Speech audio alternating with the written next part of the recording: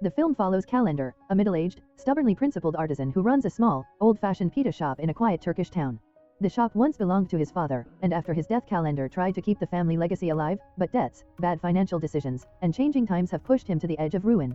He lives a modest, repetitive life with his daughter Phyllis, who helps him run the shop and worries constantly about their future. Kalender believes deeply in tradition, honesty, and dignity, but these values often clash with the modern world around him. At the beginning, it becomes clear that Kalender's financial situation is dire. He has no collateral, no registered assets, and no credit, so a bank refuses him a loan. The town still respects him, but respect does not pay rent. His days pass serving tea, baking pita, and clinging to routines that once brought stability.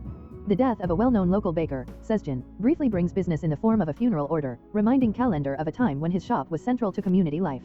Yet even this moment exposes how fragile his livelihood has become.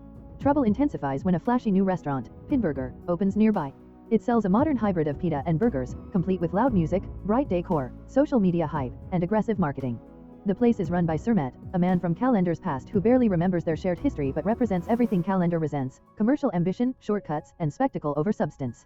Kalender dismisses the new shop as a temporary trend and insists that real flavor and craftsmanship will eventually win. However, weeks pass and Pide continues to thrive, while Kalender's shop grows emptier each day.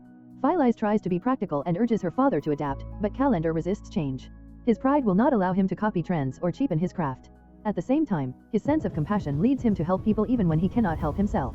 This is shown when a young delivery driver crashes into his shop window. The driver, nicknamed Aku, is desperate, injured, and on the brink of being fired. Kalender lets him go instead of calling the police, trusting his word. Later that night, Aku returns, beaten and homeless after being unfairly dismissed by his employer. Moved by pity and his belief in human goodness, Kalender offers him a place to sleep and eventually a job. Aku becomes an unlikely but important presence in the shop. He is talkative, emotional, naive in his own way, and surprisingly loyal. While Kalender lives in the past, Aku lives entirely in the present, obsessed with movement, energy, and ideas. Phyllis is suspicious of him at first, fearing he could be dangerous, but he slowly proves himself sincere. His presence introduces chaos into Kalender's carefully controlled world, but also possibility.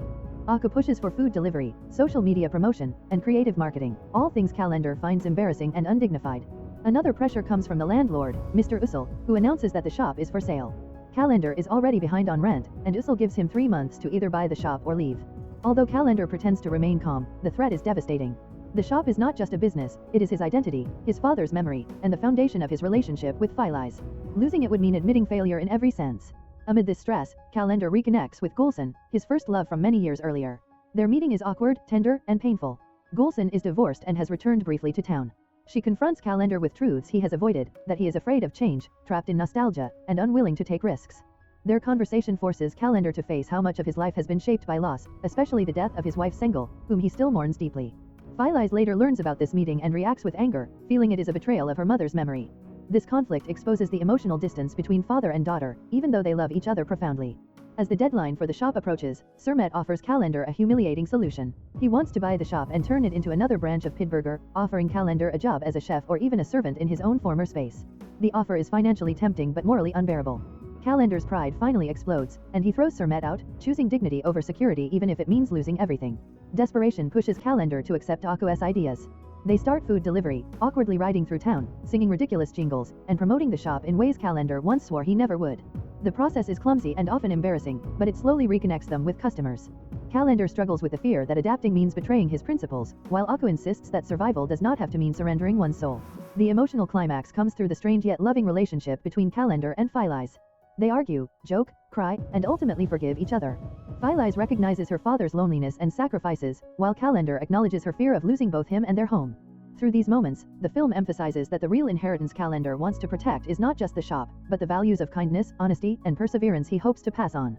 Kalender's world is shaken when a flashy new fast food chain called Pide opens nearby, combining pita with burgers and aggressive marketing.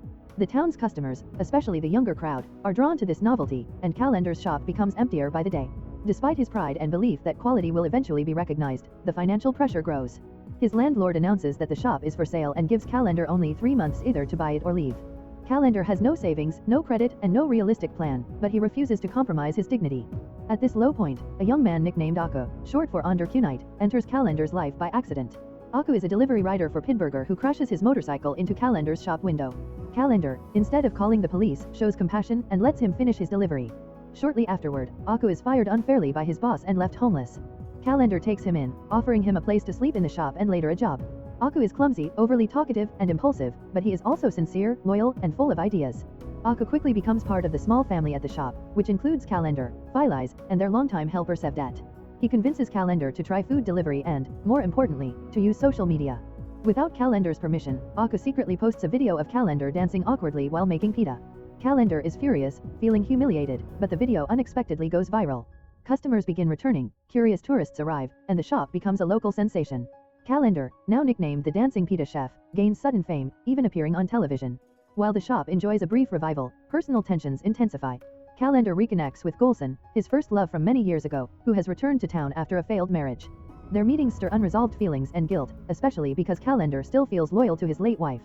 Filais notices the tension and struggles with her own emotions, torn between wanting her father to be happy and feeling that he is betraying her mother's memory. Gulsen, however, is patient and understanding, and gradually becomes a stabilizing presence for both father and daughter. The success brought by social media also attracts enemies. Surmet, the local manager of Pidburger and an old acquaintance from the neighborhood, is jealous and resentful. He orchestrates a sabotage by paying people to stage a fake scandal in Kalender's shop, accusing him of unhygienic food and aggressive behavior.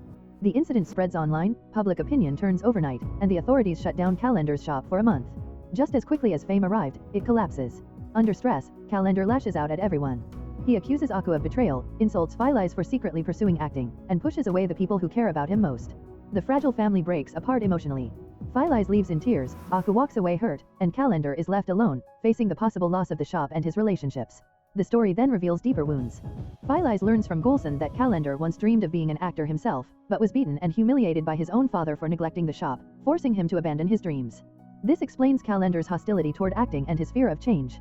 Meanwhile, Aku confronts his own past by visiting his estranged mother, hoping to borrow money to save the shop. The meeting ends painfully, exposing old resentments and rejection, but it also strengthens Aku's resolve. With no other options left, Kalender agrees to one last desperate plan, entering the city's amateur theater competition.